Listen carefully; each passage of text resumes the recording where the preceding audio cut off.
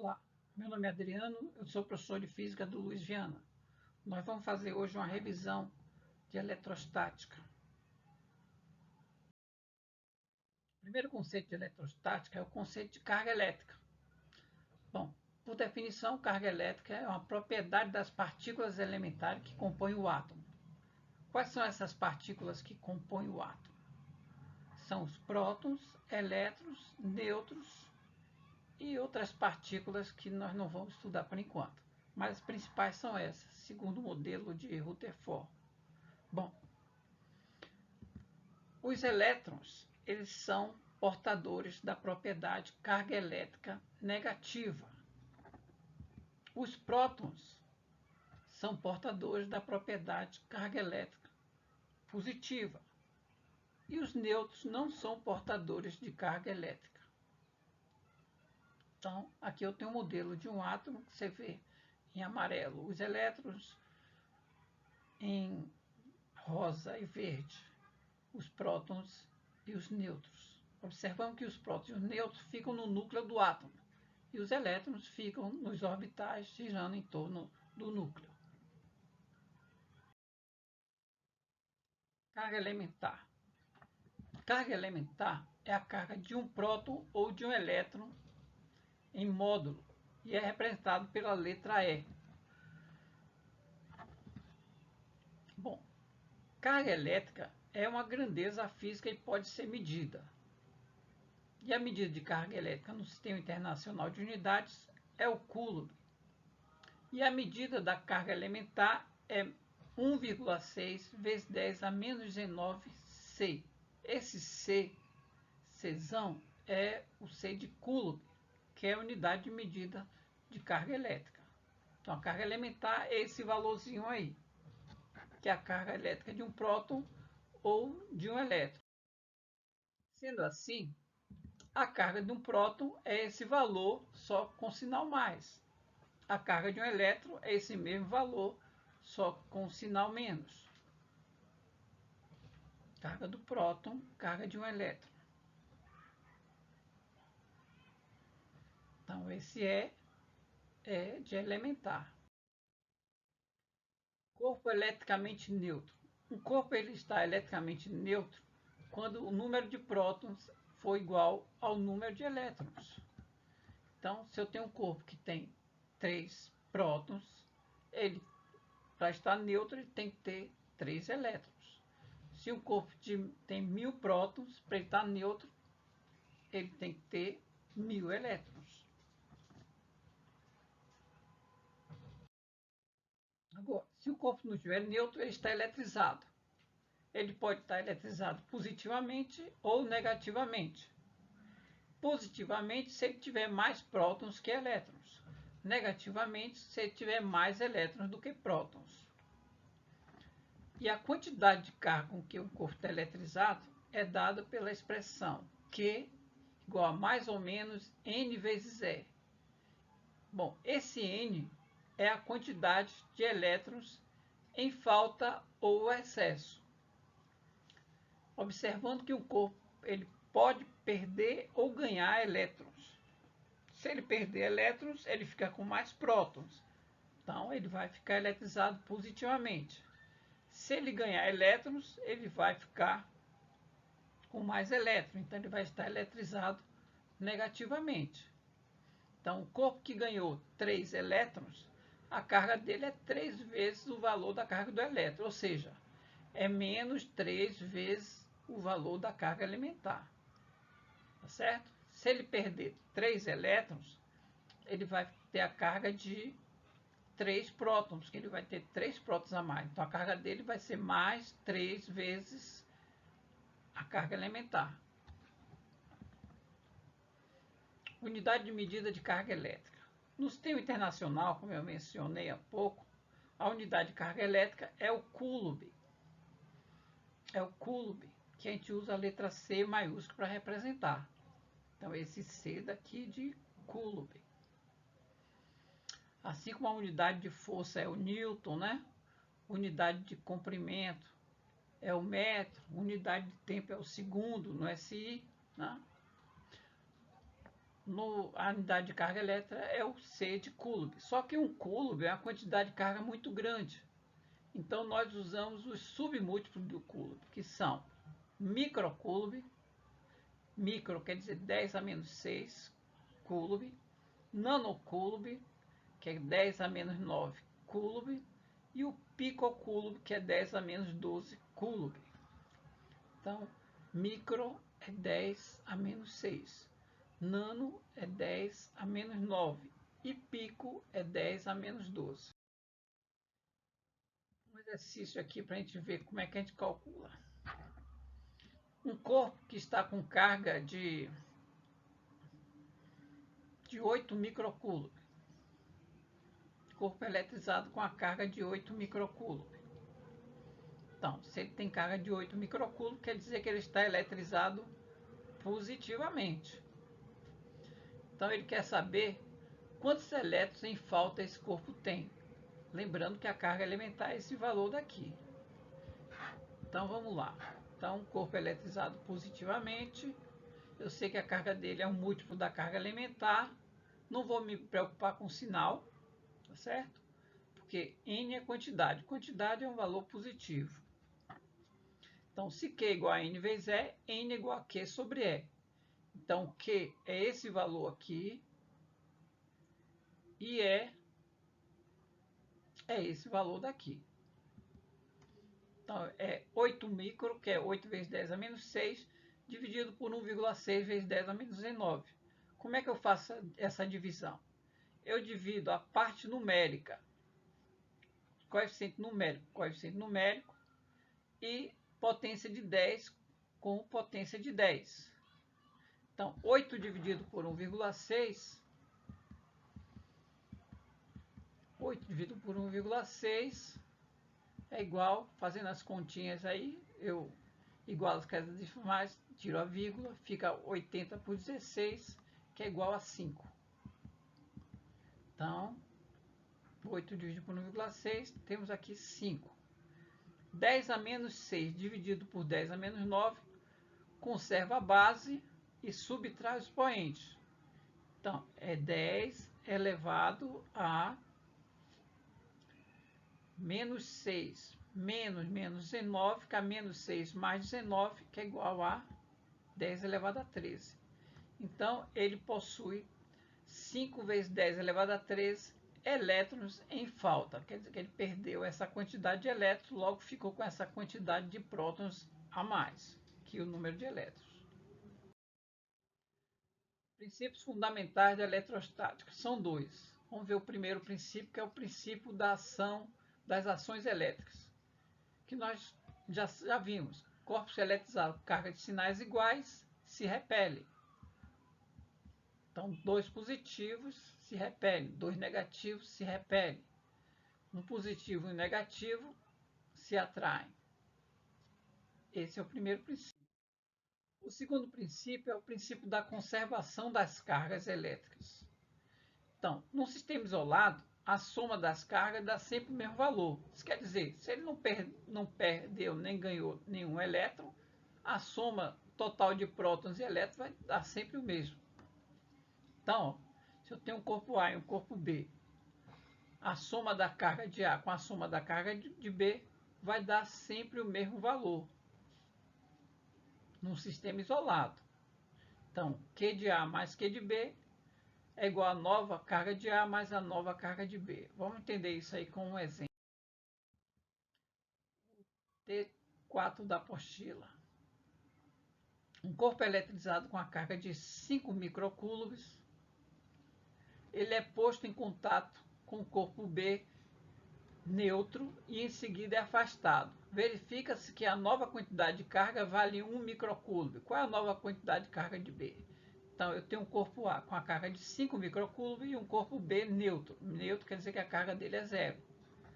Então, após o contato, né, a nova carga de A passou a ser 1 microcoulomb, segundo ele afirmou. Então, ele quer saber qual é o valor da nova carga de B. Ó, a soma aqui, ó, 5 mais 0 é 5. Tá certo? Então, a soma depois tem que dar o mesmo valor. a soma depois, essa soma aqui tem que dar 5. 1 mais quanto que é 5? 4. Então, a soma depois é 5. Então, a nova carga de B é 4. 4 mais 1, 5. 5 mais 0, 5. Esse é o princípio da conservação das cargas. Condutores isolantes. Bom, condutores nós sabemos do dia a dia, né, que são os metais, soluções iônicas, são bons condutores. E por que eles são bons condutores? Eles são bons condutores porque eles possuem o que a gente chama de elétrons livres. Os elétrons podem se locomover através dele, porque a força que prende eles ao núcleo do átomo é uma força muito pequena, então eles podem se movimentar. Então os metais, os fios são feitos de cobre, né? Os contatos de alguns computadores são feitos de ouro, pelo menos banhado a ouro, né? Então os metais são bons condutores. Os bons condutores elétricos geralmente são bons condutores de calor também. E uma observação importante, quando você eletriza um condutor, quando ele está eletrizado, positivo ou negativamente, a carga se distribui pela superfície do condutor. Se ele é condutor, ele possui elétrons livres. Então, esse elétron livre pode se rearrumar na superfície dele. Além do mais, corpos eletrizados com cargas de sinais iguais se repelem, né?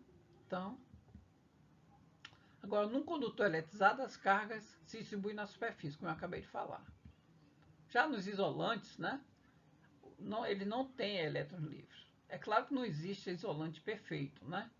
Dependendo da situação, ele conduz também. Mas ele conduz com muito mais dificuldade do que os considerados condutores. Então, eles não têm elétrons livres. Exemplo de condutores: vidro, madeira, borracha, cerâmica. Claro, eles são isolantes até certo ponto. Bom, se no condutor, quando você eletriza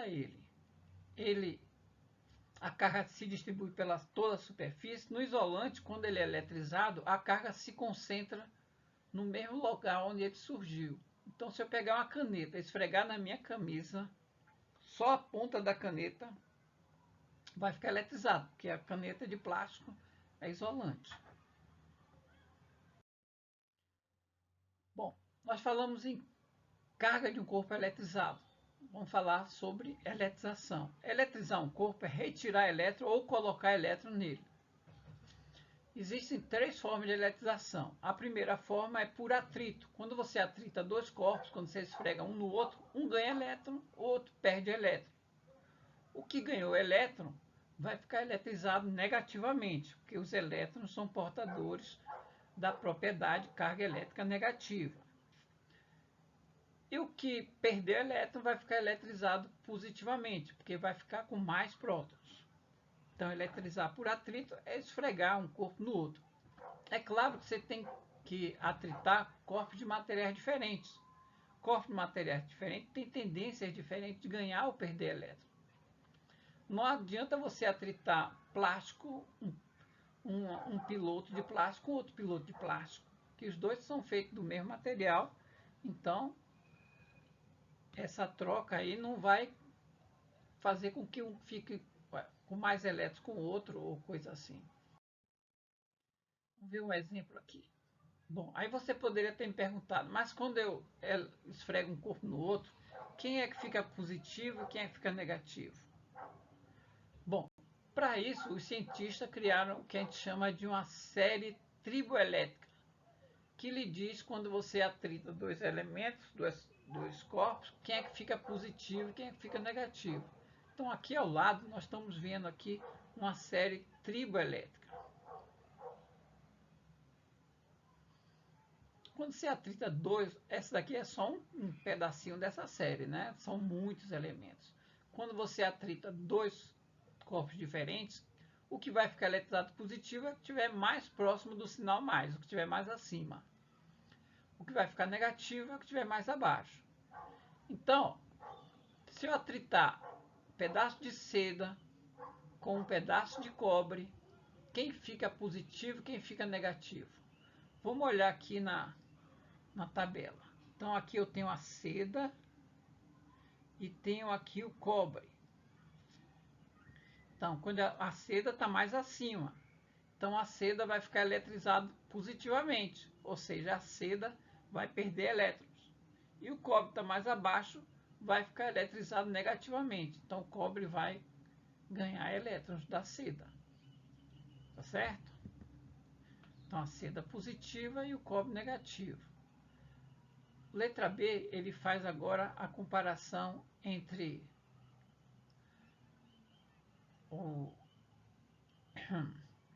entre a seda e o vidro. Quem é que fica positivo, quem fica negativo? Bom, o vidro está aqui em cima. A seda está aqui embaixo. Como o vidro está mais acima, né, mais próximo do sinal mais, então o vidro vai ficar positivo e a seda vai ficar negativa. Ok? Vidro positivo, seda negativa. Outro processo de eletrização é por contato. Quando você coloca dois corpos em contato, né, se um deles estiver eletrizado, essa carga vai se distribuir pelos dois. É claro, para que essa carga passe de um para o outro, esses corpos têm que ser condutores, né, para que permita o movimento de elétrons. Então, se eu tenho um corpo eletrizado negativamente, como é aqui esse corpo B, entrar em contato com o corpo A, que está neutro, né, a carga dele é zero, essa carga aqui vai se distribuir pelos dois, ou seja, os dois vão ficar negativamente. É claro que vai diminuir a quantidade de carga desse, porque parte vai passar para o outro. Se eu tiver um positivo e um neutro, os dois ficarão positivos, tá certo? Então, a eletrização por contato é isso. Você encosta um no outro e aí os dois vão ficar com carga de sinais iguais. Então, a eletrização por contato é só encostar. E aí a carga se distribui pelos dois. É claro que um vai ganhar ou perder elétrons para o outro. Vamos ver um exercício aqui. Tem um condutor A eletrizado positivamente, como está aqui na figura. E ele é colocado em contato com o B, que está neutro. Então aqui a carga de B é zero. Então, por contato, ele quer saber, letra A, B se eletriza negativamente ou positivamente. Então, por contato, os dois vão ficar com carga de sinais iguais.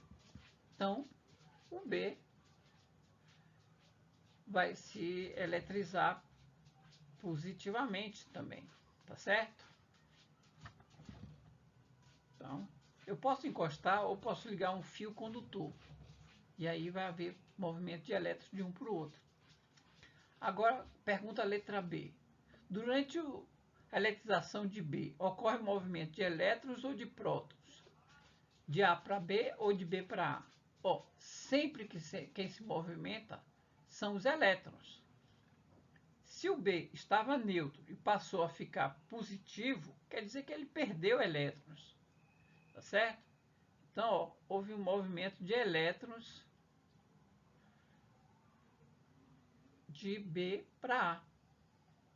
Ok?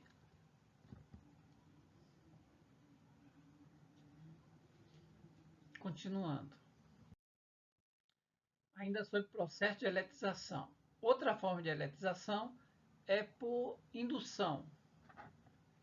Vamos ver como é que funciona o processo de eletrização por indução. Eu tenho um corpo neutro e eu vou aproximar dele um corpo eletrizado. Bom, esse corpo inicialmente neutro, ele é um condutor. Então, se esse corpo daqui, esse azulzinho, está eletrizado negativamente, ele vai repelir os elétrons livres. Então, ele vai provocar nesse corpo B aqui uma separação das cargas. Tá certo? Os elétrons vão para o outro lado, então o lado de cá vai ficar com falta de elétrons, fica positivo. Então você tem um lado positivo e outro lado negativo.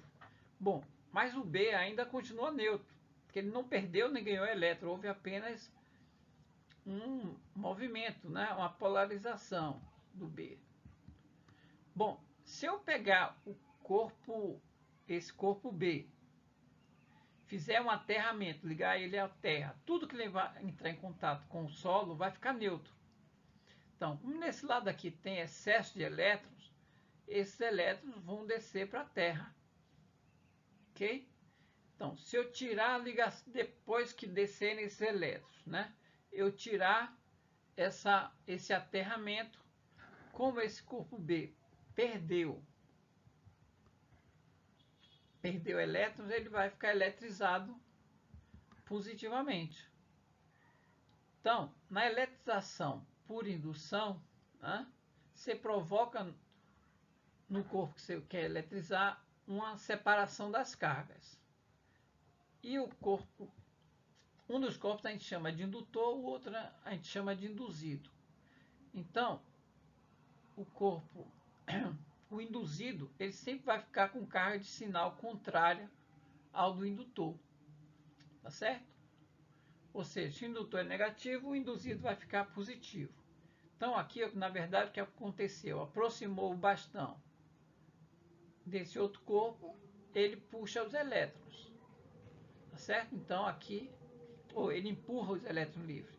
Então, aqui, ele vai ficar eletrizado positivamente, porque ele perdeu elétron.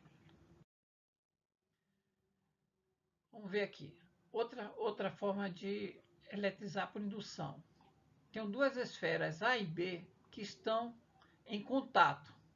Inicialmente descarregadas, as duas estão neutras. Elas estão suspensas por bastões isolantes. Esses bastões aqui de baixo são isolantes. São isolantes e rígidos. Aproxima-se da esfera B um corpo eletrizado negativamente, conforme mostra a figura. Que sinal de carga elétrica adquire cada uma das esferas? Vamos ver. Se eu aproximar esse bastão negativo, ele vai empurrar os elétrons livres para o outro lado. Então, a esfera B vai ficar com falta de elétrons e a esfera A com excesso de elétrons. Então, se na presença desse bastão eu separar a esfera A da esfera B, tá certo? O que é que vai acontecer? Bom, a esfera A vai ficar eletrizada negativamente e a esfera B vai ficar eletrizada positivamente. Foi claro? Bom, se esse bastão ele estivesse eletrizado positivamente, ele, em vez de repelir os elétrons para A, ele atrair os elétrons. Aí o A ficaria com falta de elétrons, ficaria positivo, e o B com excesso de elétrons negativo. Aí vem a pergunta. Nós já fizemos na sala um experimento que era esfregar a caneta no cabelo e observando que ela traía um pedacinho de papel. A caneta, por atrito, ficou eletrizada. Não sei se positivo ou negativamente. Mas o papel estava neutro. Então, na prática, nós sabemos que um corpo eletrizado, ele atrai um corpo neutro. Mas por que isso acontece? Porque ao aproximar um corpo eletrizado de um corpo neutro, ele induz no corpo neutro uma separação das cargas. Por indução, né? Então a carga de sinal contrário vai estar mais próximo. Então a força de atração é maior do que a força de repulsão. Então ele atrai o corpo. Porque força elétrica, nós vamos ver que é uma força de campo. Então ela depende da distância. Então, como essa distância aqui é pequena, a força é grande. A força de atração. Como essa distância aqui é grande, a força de repulsão é pequena. Então a força que puxa é maior do que a empurra, então o corpo ele é atraído. O eletroscópio. Um eletroscópio é um aparelho que serve para verificar se um corpo está eletrizado ou não. O eletroscópio de pêndulo, ele consiste em uma bolinha de isopor forrada com papel alumínio pendurada por um nylon ou um cordão. Então, ela é forrada com papel alumínio, com tinta alumínio, porque o alumínio é condutor, né? Então, se você pegar um objeto aproximado do eletroscópio e não acontecer nada, quer dizer que esse corpo que foi aproximado está neutro. É claro que você, antes de usar o eletroscópio, você tem que segurar com a mão essa esfera aqui para tirar qualquer estática que ela tenha. Então, ó, se você chegar perto e a bolinha for atraída, quer dizer que o corpo está eletrizado, porque ele induziu cargas elétricas nessa bolinha, tá certo? E aí atraiu, que nós vimos que o corpo eletrizado atrai um corpo neutro. Esse é o eletroscópio de pêndulo. Outro tipo de eletroscópio é o de folhas. Ele consiste de uma esfera metálica, uma haste metálica e uma lâmina bimetálica aqui embaixo. Como é que ele funciona? Se você aproximar um corpo dessa esfera metálica e não acontecer nada, esse corpo está neutro. Mas se você aproximar e ele abrir as perninhas, né, as lâminas metálicas se afastarem, quer dizer que o corpo está eletrizado. Porque aproximar o corpo eletrizado de um corpo neutro, ele provoca uma separação das cargas. Por exemplo, se ele estiver positivo, ele vai puxar os elétrons livres para cá, o outro lado vai ficar com falta de elétrons livres, as duas lâminas vão estar com sinais iguais, vão se repelir. Se ele estiver negativamente eletrizado, vai acontecer a mesma coisa. Ele vai repelir os elétrons livres para o outro lado e as lâminas de sinais iguais vão se repelir do mesmo jeito. Então, assim funciona o eletroscópio de folhas. Um exercício está na apostila de vocês. Um pêndulo é atraído por um bastão eletrizado com carga negativa, conforme a figura. Considerando que o pêndulo está eletrizado,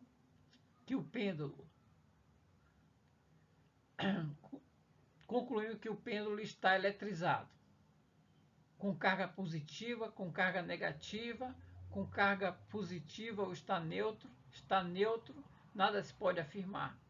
Bom, se o pêndulo estiver eletrizado com carga positiva, ele será atraído pelo bastão. Mas se ele estiver neutro, ele também será atraído pelo bastão. Então, quer dizer que o pêndulo ou ele está eletrizado positivamente ou está neutro. Tá certo?